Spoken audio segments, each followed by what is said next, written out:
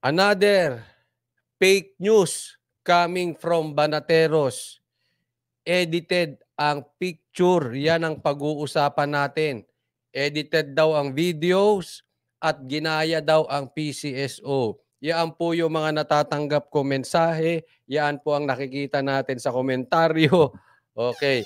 Kayong Banateros, fake news talaga kayo. Pati picture ni PRRD, ginamit nyo pa. Idinikit lang. Oh, matagal na daw yung video. Okay? Sige po. Yan ang pag-uusapan natin. At isa pang pag-uusapan natin, BP Sara, PRRD at Aimee ay nagpasalamat kay Aimee Marcos. At sabi ng maraming vloggers, suportahan po natin si Aimee. Okay? Ngayon, pag-usapan po natin, ano yung narinig namin about Aimee kay PRRD? Dapat bang suportahan natin si Aimee? Dapat bang iboto natin si Aimee? O si Aimee, kahit bali-baliktarin mo ang mundo, Marcos pa rin yan. Blood is still thicker than water, ika nga. So, yan So, ilagay nyo po dyan. Siguro magkaroon na rin tayo ng poll natin. O sige, boboto po kayo. Dapat bang suportahan at iboto si Aimee?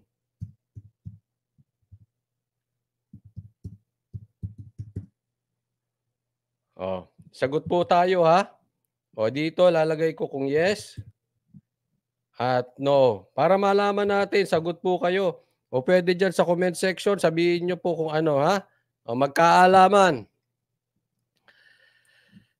Okay? So mamaya, diretsuhin po natin agad-agad dito, magbalita po tayo agad, Pag-usapan natin itong mga bagay-bagay sa pang-araw-araw natin. At syempre, ano yung leading na makukuha natin kay Tatay Digong? Sabi kasi nila, nakausap daw ng Banateros, sabi naman ng iba, fake news. Sabi ng iba, fake picture, fake videos. Ayan. Pero bago tayo magsimula, ulit wag pong kakalimutan sa mga hahabol. Pagpasok nyo, mag-like kayo agad. Kung kayo nasa YouTube, subscribe. Kung kayo nasa Facebook, follow. Ngayon, kung kayo naman ay mga bashers, okay lang pong mag-bash kayo. Basta importante, let's stick to the topic. Topic po ang issue, hindi yung vlogger. Para ipakita natin sa mundo na ang yung inyong karir na mga bashers, yung inyong karir na pagiging trolls, dahil kayo ay sulit ang bayad sa inyo, mga trolls, kayo ay nag-iisip, hindi lang kayo finid kung anong sasabihin. So pakita nyo naman, sulit yung bayad sa inyong mga trolls. So kung kayo ay bashers, okay lang, you are welcome here. Basta let's stick to the topic at magkaroon naman tayo ng intellectual conversation. Okay? Ngayon, kung kayo naman ay mga DDS, alam na this, kung kayo ay DDS, ibig sabihin nun, diehard Duterte supporter, ibig sabihin nun si PRRD. So, let's follow kung ano yung Q ni PRRD. Kung kayo naman ay bagong DDS at kayo inaamin yung kayo'y nabudol dati, pag-aralan nyo na po kung talagang dapat suportahan si PRRD kasi ang mga supporters ni PRRD ay nag-iisip at organic. Hindi basta nabobola, hindi basta naniniwala, laging nanghihingi ng ebidensya. Ganyan po ang tunay na DDS. Ebidensya, ebidensya, ebidensya, ebidensya, ebidensya. Okay? So kung kayo naman ay ano pa ba? Kung kayo ay makaleni, wag na kayo makakayalo. Laos na kayo kung kayo makadilawan, At sa mga habol, again, sa mga nanonood ng replay, muli po pasalamat po ako sa inyo, Dahil sa inyo, 90% ng aking viewers ay galing po sa replay. So maraming salamat po. Boto po tayo meron pong poll. Dapat bang suportahan, iboto si Aimee Yes, sabi 18% so far. No, 83% sa YouTube po yan. O, ganun din, kung kayo nasa Facebook, lagay nyo, suportahan si Amy.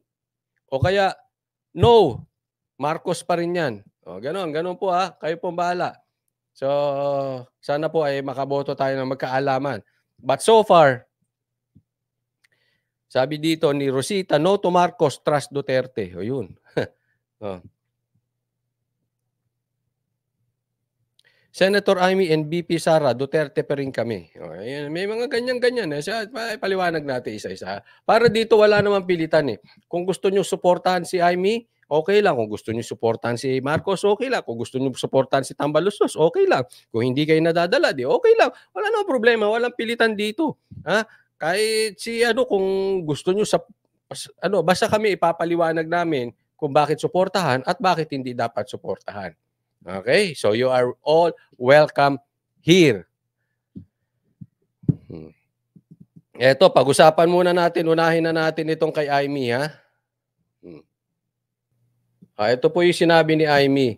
Daghang salamat, Senator Amy Marcos, sa aming suporta kanako, ang among pamilya. No, hindi ko po, ito, ayoko magmarunong. Hindi po tayo Bisaya, so hindi ko po naiintindihan lahat, pero sa aking pag-uunawa ay nagpapasalamat siya sa suporta sa kanilang pamilya. Sa mga Dabawenyos ug katibuk and syudad sa Davao. Siguro naman na self-explanatory, nagpapasalamat siya sa suporta rin ng Davao. Prinsipyo lang ang meron kami. Wala nang iba. May isang salita, yun ang importante sa tao. Ito po aalagaan po natin yung credibility natin, yung character natin. Dapat laging may isang salita. Ang sabi nga let your yes be yes and your no be no. Pag sinabing yung yes, yes na yan. Pag sinabing yung no, no na yan. Walang traiduran. Ika nga, bawal kapalmuks. Kasi sa akin, yung hindi marunong tumingin sa pinanggalingan, yung mga tumulong sa'yo, tapos iniwan mo lang, wala. Tulad nito, na-traitor to si Sara. Alam naman natin lahat, di ba? Siguro naman, hindi naman tayo buang na naniniwalang hindi trinaidor si Sara. Harapan na po yan. Trinaidor talaga si Sara. Huwag na po tayo maging naib. Huwag na po tayo magpabudel-budel. Trinaidor si Sara. At yan ang gusto ko sa Duterte. May isang salita. Para sa kapakanan ng bayan, ito lang ang pinagmamalaki namin. Malaking bagay yun. Kahit yun lang ang pinagmamalaki mo, isang salita. Pagka sinabi ng isang tao na you are a man of one word, ibig sabihin, may paninindigan ka. Malaking bagay yun. Pagpalain ka nawa ng Senyor Santo Niño, mabuhay ang Pilipinas. O yan, ang pag-usapan natin. Ngayon, ito, tanong dyan.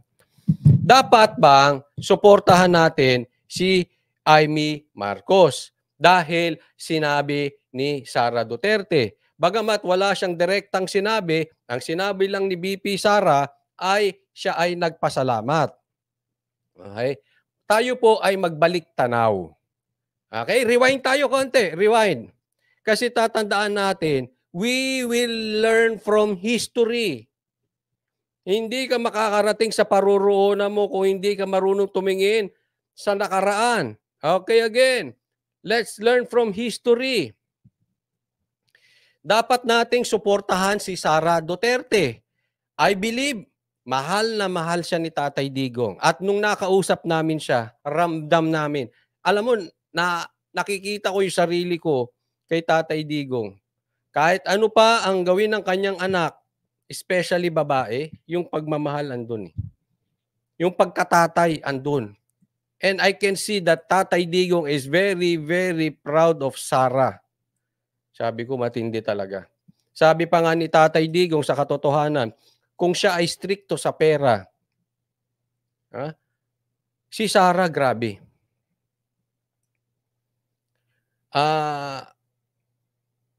Sinabi pa nga ni Tatay Digong, sa kanya mismo namin narinig, di ko nga alam kung dapat namin to sabihin. Si Sara, pag niregaluhan mo yan, ibabalik sa'yo. Pagka bigla-bigla. Kasi alam naman natin ang politiko may nagreregalo. Ganun po si Sara, mahilig siya talagang maglinya. Ibig sabihin, pag hindi pwede, hindi pwede. Pag sinabi niyang ayaw ko ng regalo, ayaw ko ng regalo. Ganun kinikwento ni Tatay Digong si Sara. Kaya ramdam na ramdam namin yung pagka-proud. Sabi niya, tatay, si Sara, malinis yan. Matindi yan. Mas matindi sa akin. Ultimo regalo, ayaw niyan. Ganoon po si VP Sara ang pinaliwanag ni Tatay Digong. And I believe him. I believe Tatay Digong. Ngayon, puntahan natin. Dapat ba nating suportahan si Sara? Yes. Pero may limit. Balik tanaw tayo ulit. Balik tayo. 1 year, 2 years ago. 2022.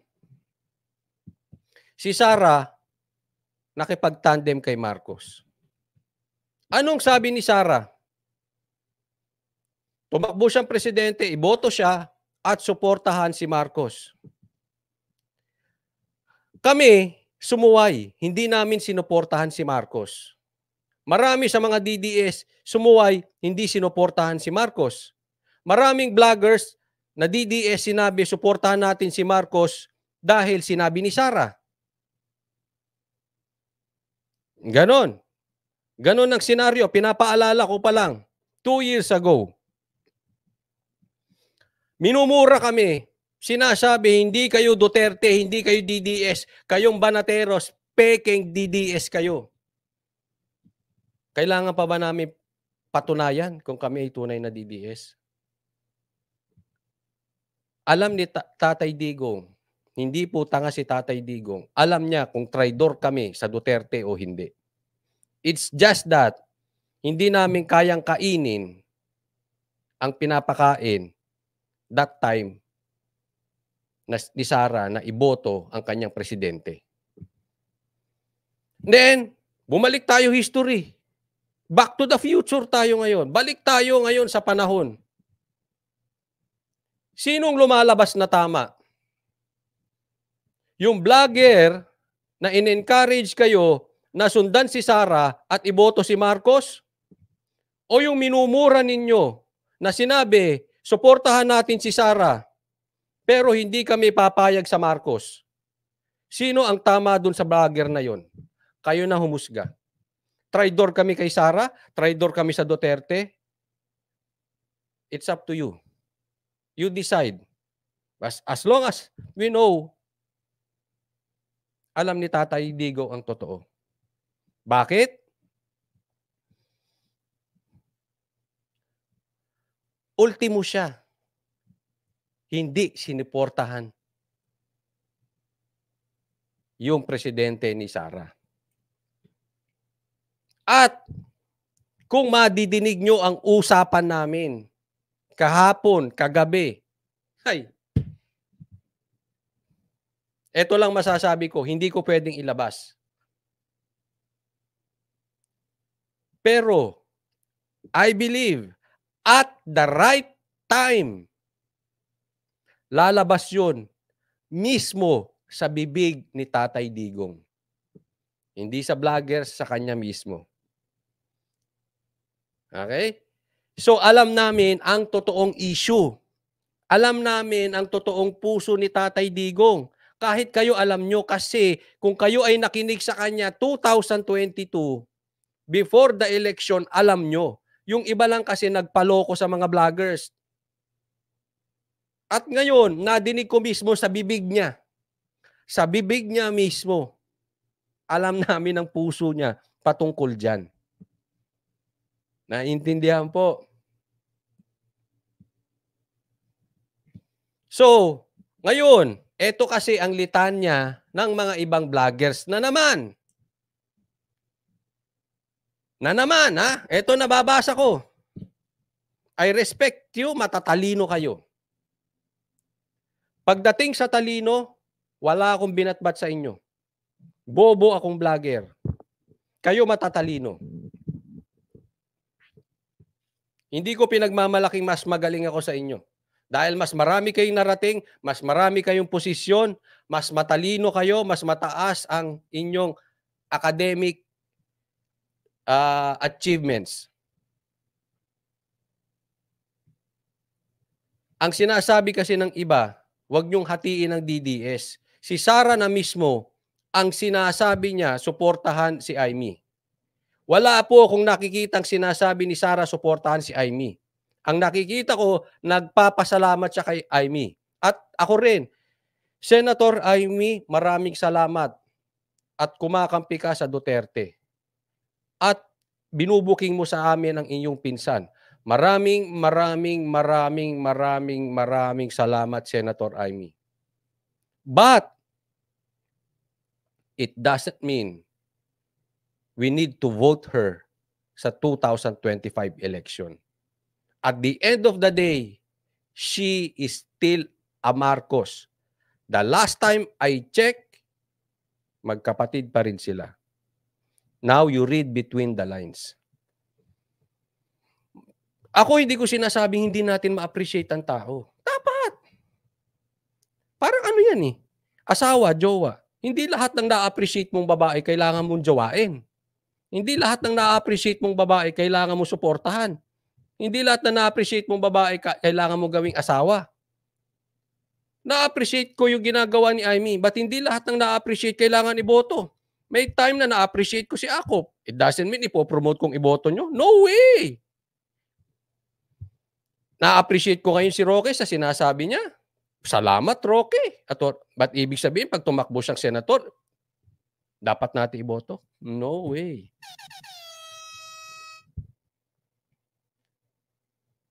Naiintindihan po. Kasi, alam nyo, yes, matatalino sila. Pero ang tanong, sa kanila mismo galing. Itong mga matatalino,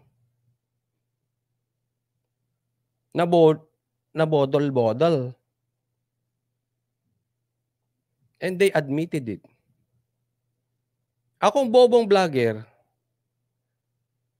hindi ako na bodol-bodol. Hindi ko dinala yung viewers ko na magpa-bodol-bodol din. Now, sinong susundan nyo? Yung matalino o yung bobong vlogger? Di ba? Ay na, eto na naman sila. Calling again to support Amy. Hindi po tayo maghahati. Basta po tayo magkasundo kay Sara, period. Tapos na po yun. Basta kami, susuportahan namin si Sara dahil mahal ni Tatay Digong. At ako'y naniniwala, malinis si Sara. At may ebidensya siya, especially sa rebellion, talagang kontra siya sa rebellion. I agree on that.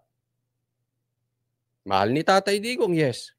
But we will take our cue from Duterte, PRRD, Rodrigo Roa Duterte, Tatay Digong himself.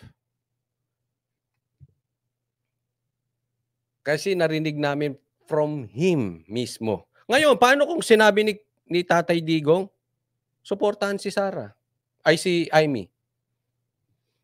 We will cross the bridge when we get there. But as for now, hindi niya sinabing suportahan si Marcos sa Amy. Sa katunayan, alam nyo, meron pa nga siyang sinabing magagandang bagay about Marcos eh. Meron. At meron din siya sinabing hindi magaganda. Hindi ko na po iisa-isahin dito. So, na-appreciate niya. Na-appreciate niya si Amy. Totoo po, na-appreciate niya. Pero hindi niya sinabing iboto. Okay? So, iba po yun. Magkaiba yun. Diba? Kahit naman ngayon, nakikita nyo, hindi sinusuwag ni PRRD si Marcos. But we know the truth. Hindi rin ibig sabihin, kailangan tayong pasaway. Hindi rin naman din. No? Gaya nung last, balikan natin, 2022 election, never, ever niya sinabi, iboto si Bongbong. Di ba? Ito nga ang sabi niya eh. Makikita nyo dun sa video, ito lagi niya sinasabi, nagagaya ko to.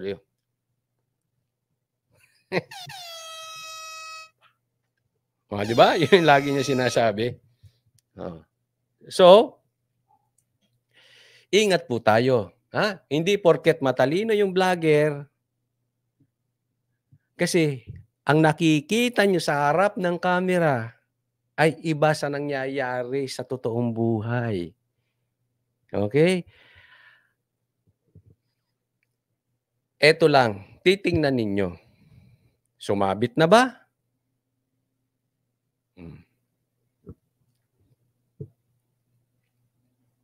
Pero balik tayo.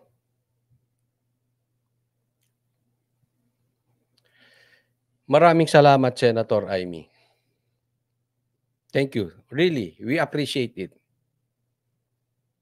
Kaibigan ka nga.